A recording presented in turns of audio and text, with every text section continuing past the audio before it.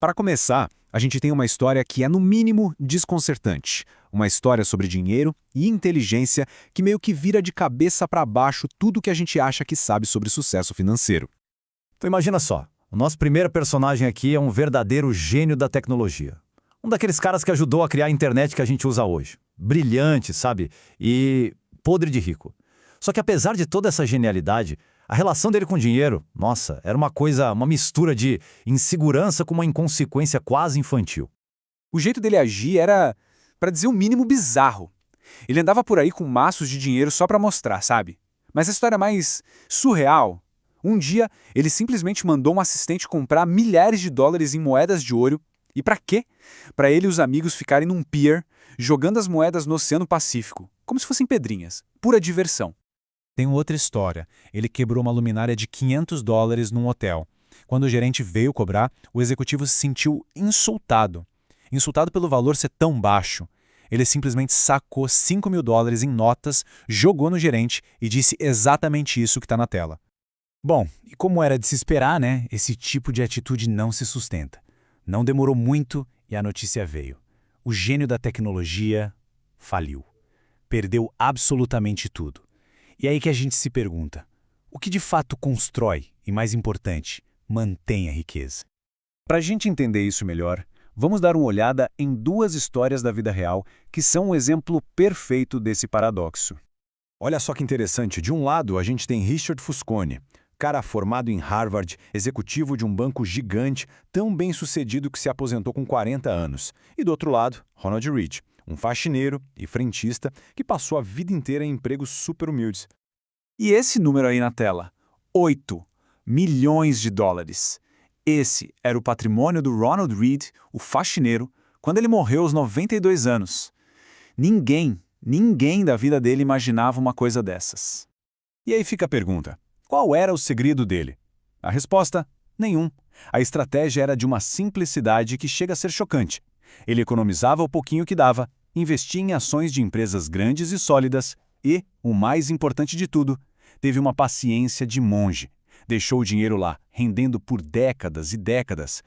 Agora, em contraste total com isso, a gente tem a história do Richard Fusconi. O cara era elogiado por todo mundo pela sua perspicácia nos negócios, mas ele usou empréstimos gigantescos para bancar um estilo de vida, assim, extravagante. Para se ter uma ideia, ele tinha uma mansão com um custo de manutenção de mais de $90 mil por mês. E então veio a crise de 2008, e ela simplesmente aniquilou a riqueza do Fusconi.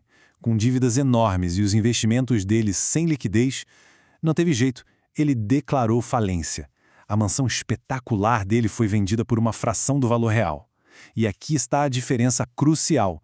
Um foi paciente, o outro foi ganancioso. Pois é, essas duas histórias revelam a ideia central desta nossa análise. Uma verdade sobre dinheiro que, olha, vai muito além de qualquer diploma. A grande questão que fica é essa, né? Como é que pode um faxineiro, sem nenhum treinamento formal, superar um executivo com a melhor educação que o dinheiro pode comprar? A resposta para isso está no que a gente chama de psicologia financeira. É que o sucesso com dinheiro, no fim das contas, não é uma ciência exata como matemática. É muito mais uma habilidade pessoal.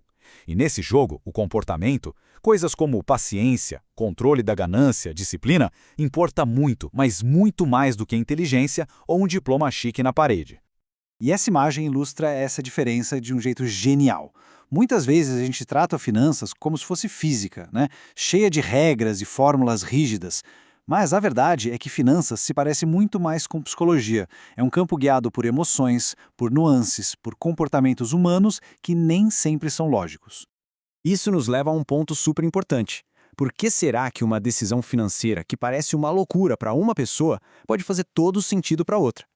A grande questão é que as nossas experiências pessoais com dinheiro, elas são uma fatia minúscula do que realmente acontece no mundo, né? Mas elas acabam moldando quase toda a nossa visão sobre como o dinheiro funciona. Aquilo que a gente vive na pele tem um poder infinitamente maior do que qualquer coisa que a gente aprende num livro. Pensa só nesse exemplo. Alguém que nasceu em 1970 viu o mercado de ações na sua juventude se multiplicar por 10. Foi uma alta absurda. Agora pega alguém que nasceu em 1950. Essa pessoa viu o mercado basicamente estagnado no mesmo período da vida dela. É óbvio que essas duas pessoas vão ter visões completamente diferentes sobre o que é investir. Então, o ponto crucial é esse. Pessoas e gerações diferentes, que viveram inflações diferentes, mercados de trabalho diferentes, elas desenvolvem instintos financeiros completamente únicos. Uma decisão que parece irracional para uns pode ser perfeitamente lógica para outros, simplesmente com base no que cada um viveu. E ainda tem mais uma camada nisso tudo. Uma razão enorme pela qual todo mundo, sem exceção, tem dificuldade com o comportamento financeiro é que esse jogo é novo. Completamente novo para a nossa espécie. Vamos pensar um pouco na ideia de aposentadoria moderna. As ferramentas que as pessoas mais usam hoje, principalmente lá fora, como os planos 401k e as contas Roth IRA nos Estados Unidos, são conceitos incrivelmente recentes. Tipo, muito recentes mesmo.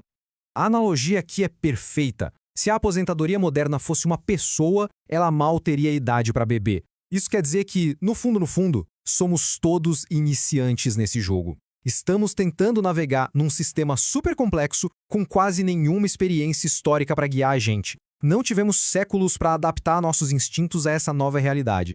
E isso, sabe, muda toda a perspectiva. As pessoas não são malucas por cometerem erros com dinheiro. Elas são, na verdade, novatas. Estão improvisando no mundo novo e complexo, tomando decisões com base nas ferramentas limitadas e nas experiências pessoais que elas têm. Então, a grande lição aqui é que gerenciar o próprio comportamento é a habilidade financeira mais crítica que existe, mais importante do que entender tudo de ações, de títulos ou de economia. E isso nos deixa como a última pergunta para refletir. Se o comportamento é o nosso maior ativo, como é que cada um de nós está usando o seu?